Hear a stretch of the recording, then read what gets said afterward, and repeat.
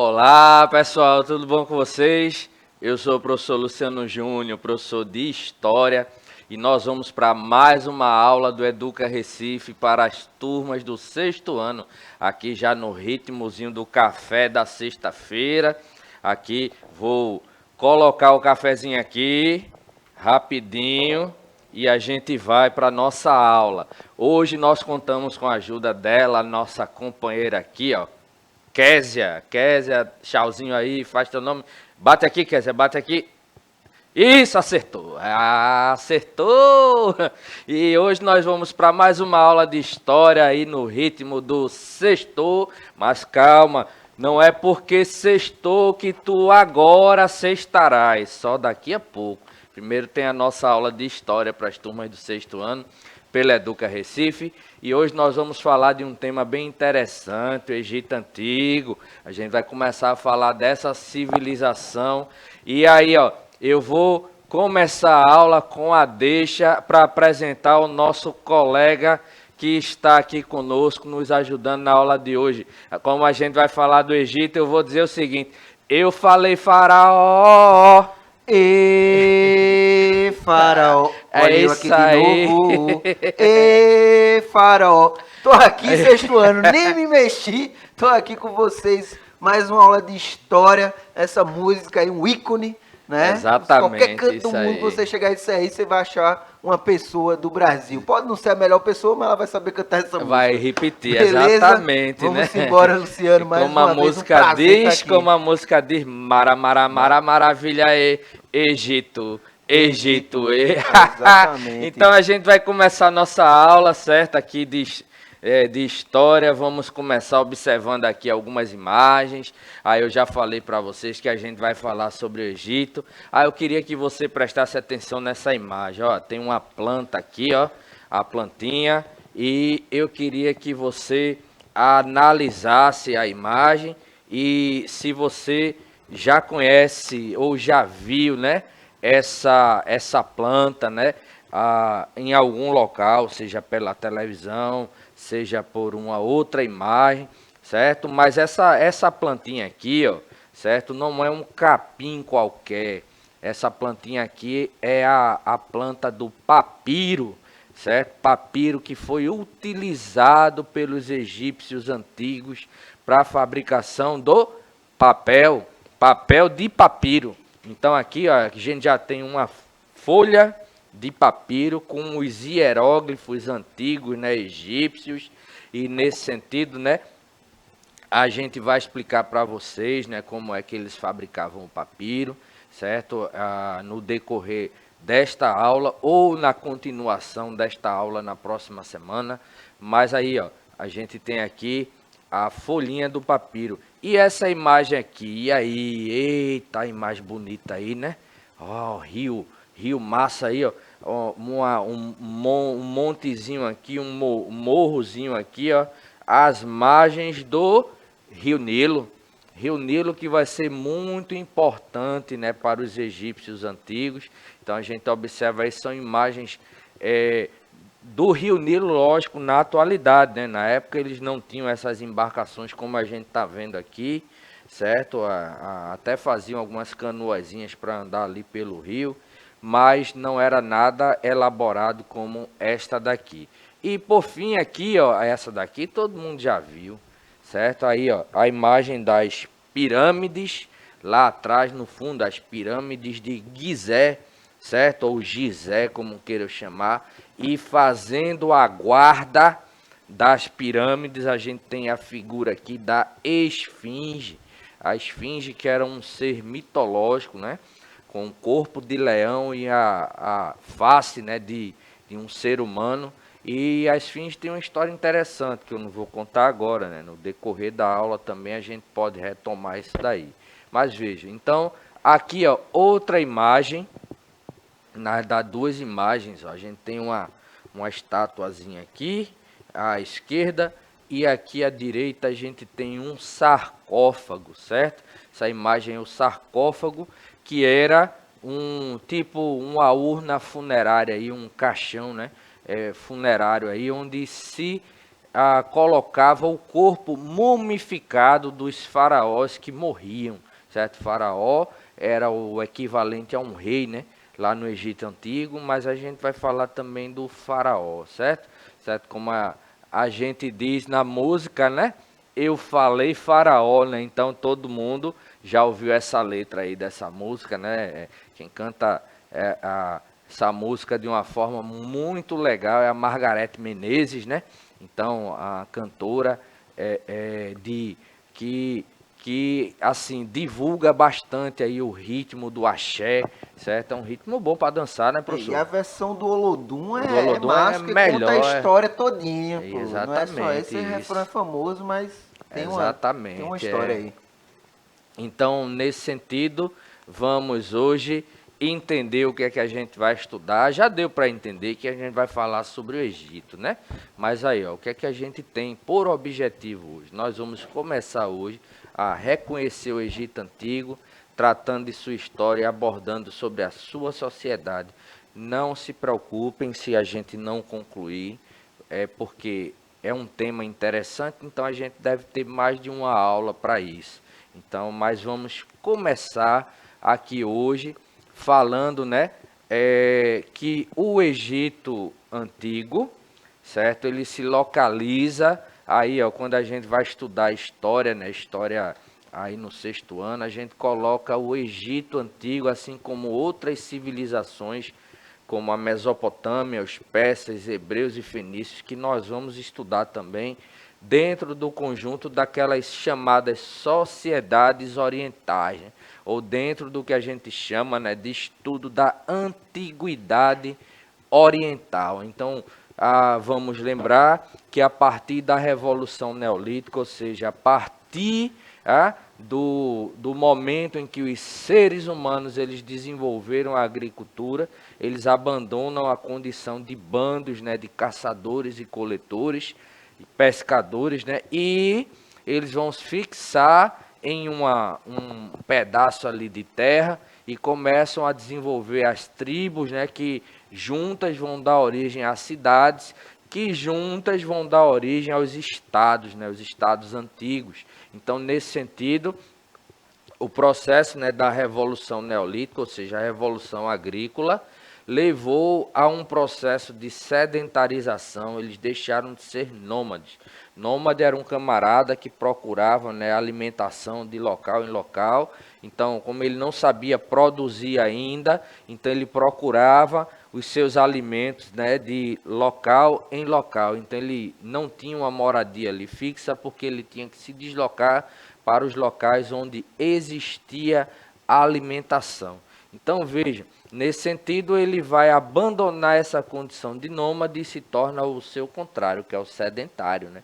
Aquele camarada, a gente hoje só ouve falar de sedentário, né, quando a gente associa a uma figura, né, que está precisando de atividade física, né, está muito parado ali, aí está precisando, ó, da atividade física para perder a gordurinha localizada, né? Fulano está muito sedentário, né? É o caso do professor, mas o professor Luciano começou a fazer atividade física e, ó, entrou firme e forte na malhação para perder aqui essa gordurinha localizada, professor.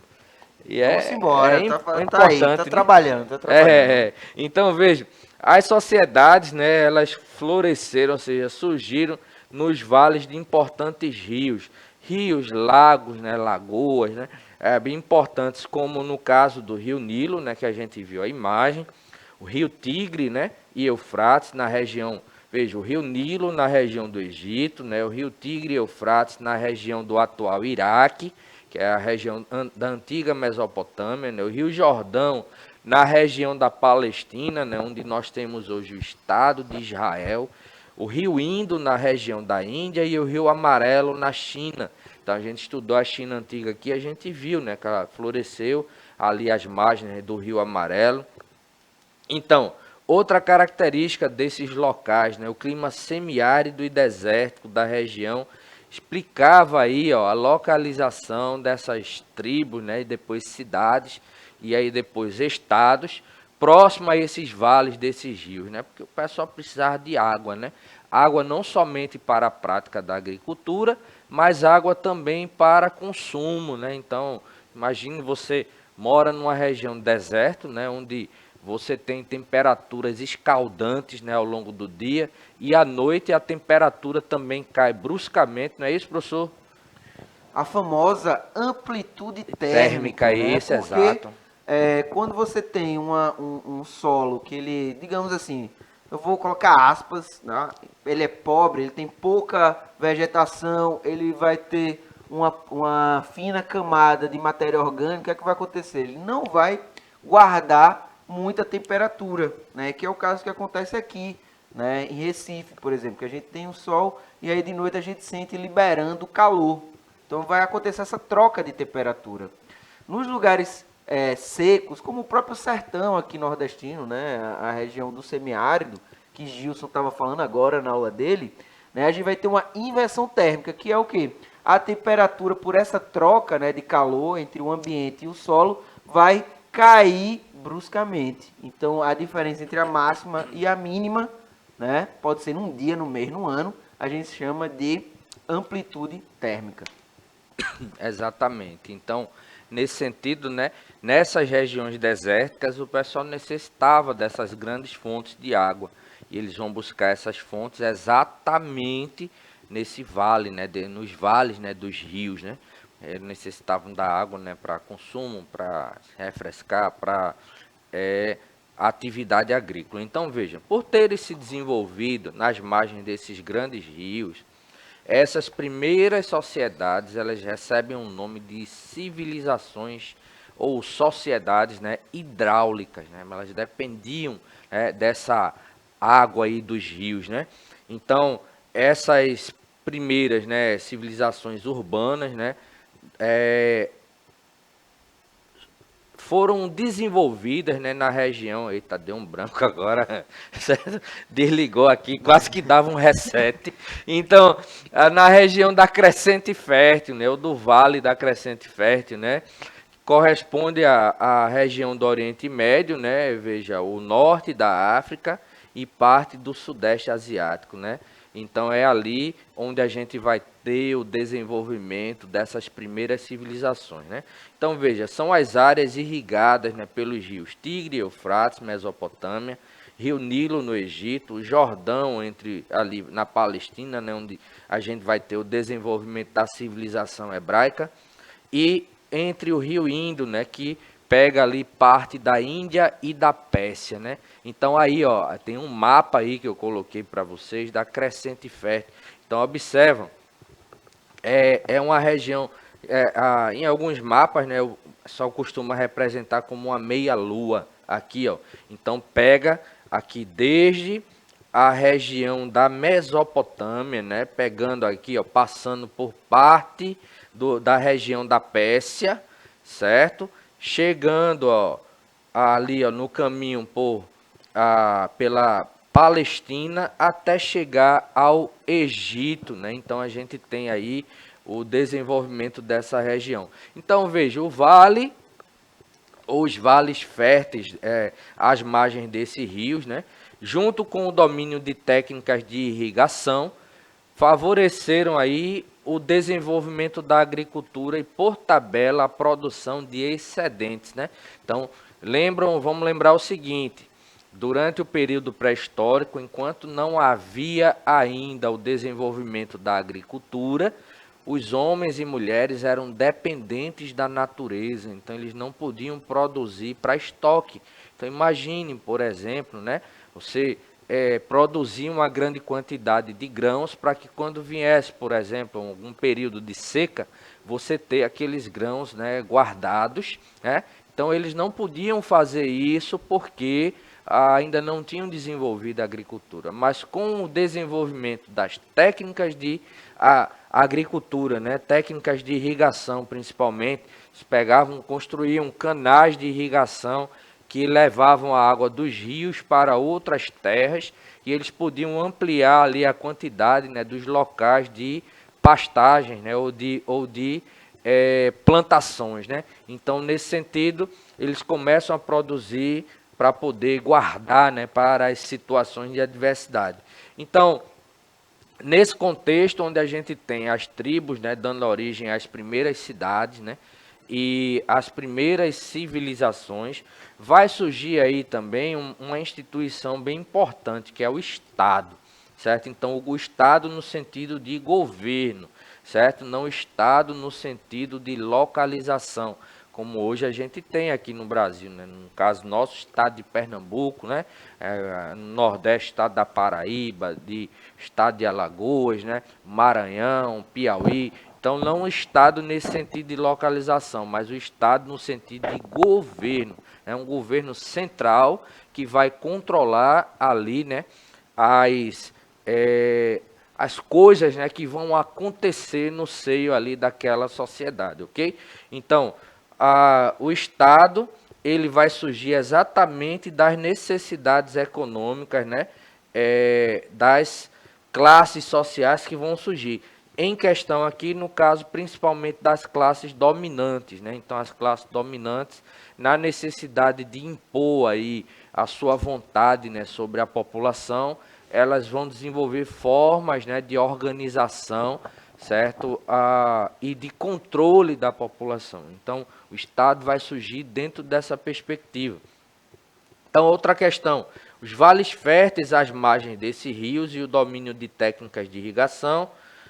A gente já falou aqui disso aqui, né? Eu terminei repetindo aqui, mas na realidade, né, o que a gente tinha para colocar aqui é que quando a gente tem aí a junção, né, da ideia de Estado e mais na frente, né, com o desenvolvimento, né, da linguagem, certo? E da escrita, né, a gente pode, né, trazer aí o conceito do que seria a civilização. Então, a civilização antiga e ela surge a partir do desenvolvimento, né, desse conjunto aí, Estado mais língua, né, língua escrita, né, porque a escrita ela vai ser importante, inclusive, para facilitar as relações de comunicação, as relações de comércio. A gente vai estudar mais na frente os fenícios, aí a gente vai ver que os fenícios, né, não podendo se dedicar à agricultura, desenvolveram um comércio marítimo.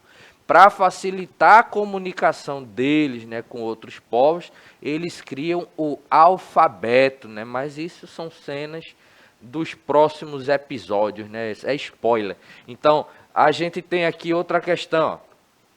Veja, aqui tem uma imagem que mostra, né, exatamente aquilo que eu tinha falado, ó, canais de irrigação. Então eles cavavam, né, valas aí para levar água para outros territórios para poder utilizar essa água na prática da agricultura.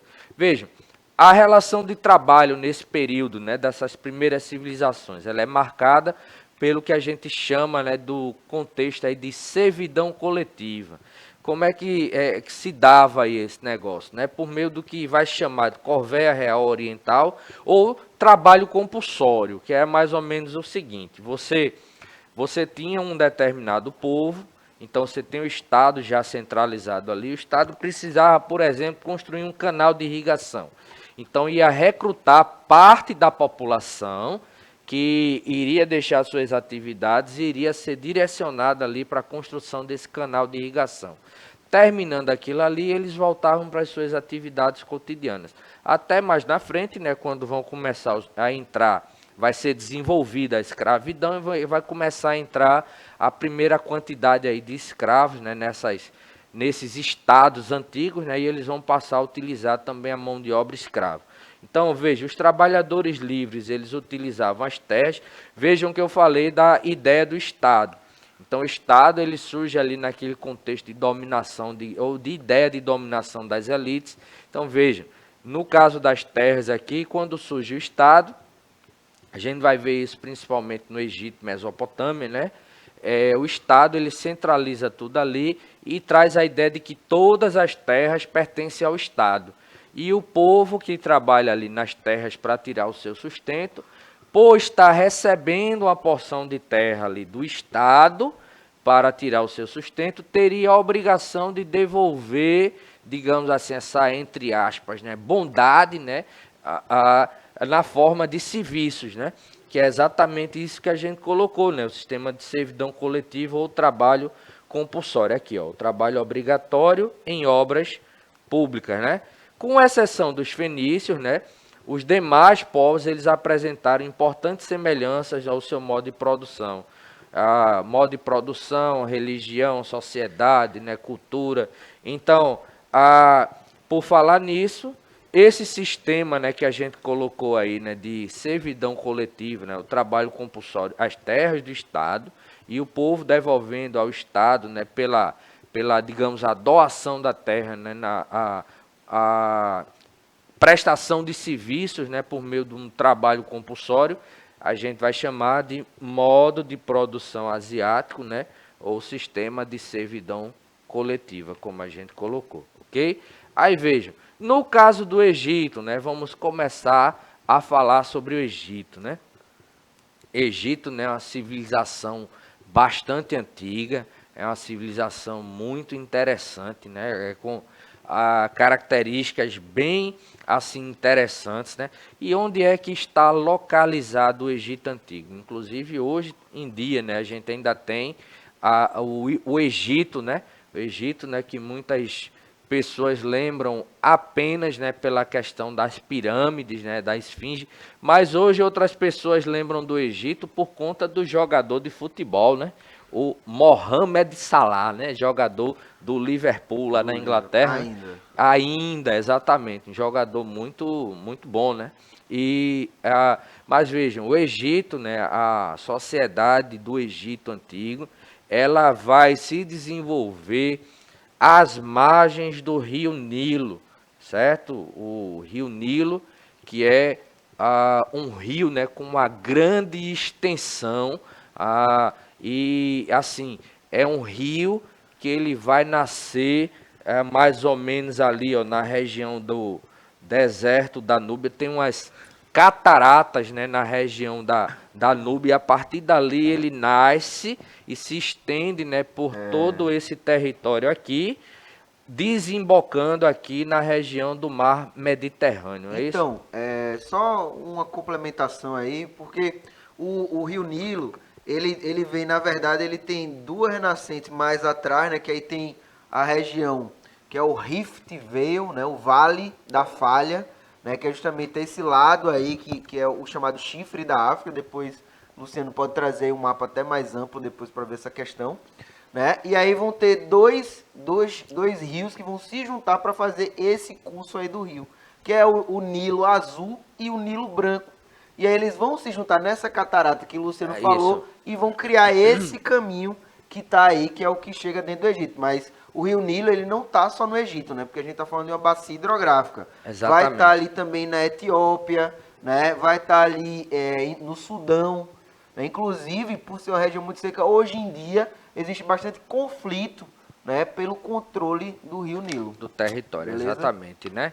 E só uma dúvida, professor. Diga lá. Qual é o maior rio? O Rio Nilo ou o Rio Amazonas? Rapaz, isso aí,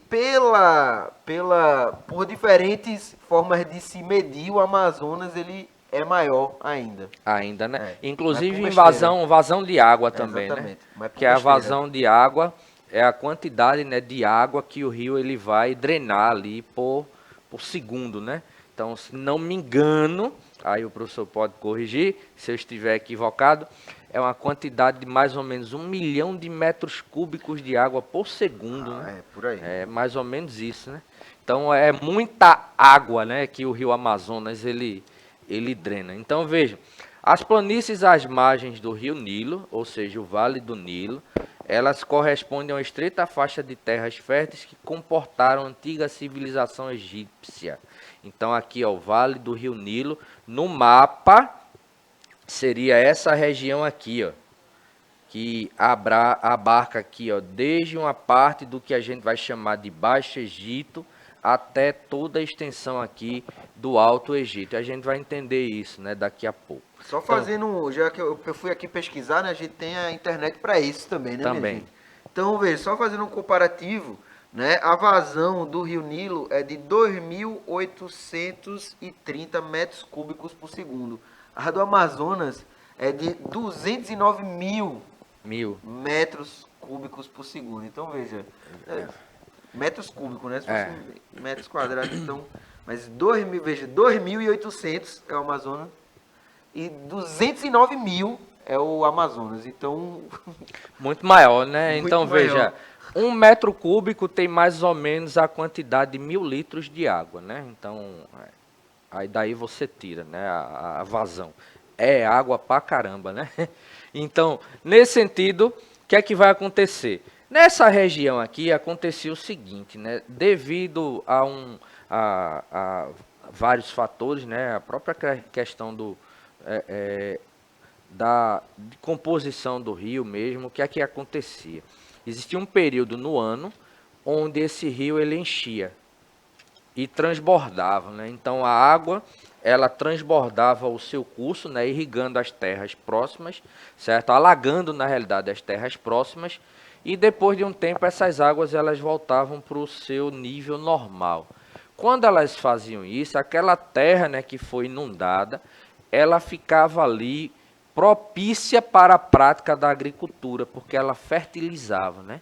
Então inundava ali, aí você tinha um processo de fertilização, porque o rio depositava uma substância ali que era um humus, né, fertilizante, e os egípcios eles perceberam isso e começaram, né, a desenvolver ali a prática da agricultura, né? Então, ela vai ocupar as margens, né, do rio Nilo, desde suas nascentes, né, que é a região, como o professor falou aqui, ó, a região da atual Etiópia, certo? Uganda e Sudão, até a região do Delta, que deságua no mar Mediterrâneo. Voltando aqui para o mapa, ó, a gente tem a região de Delta, essa região aqui, certo?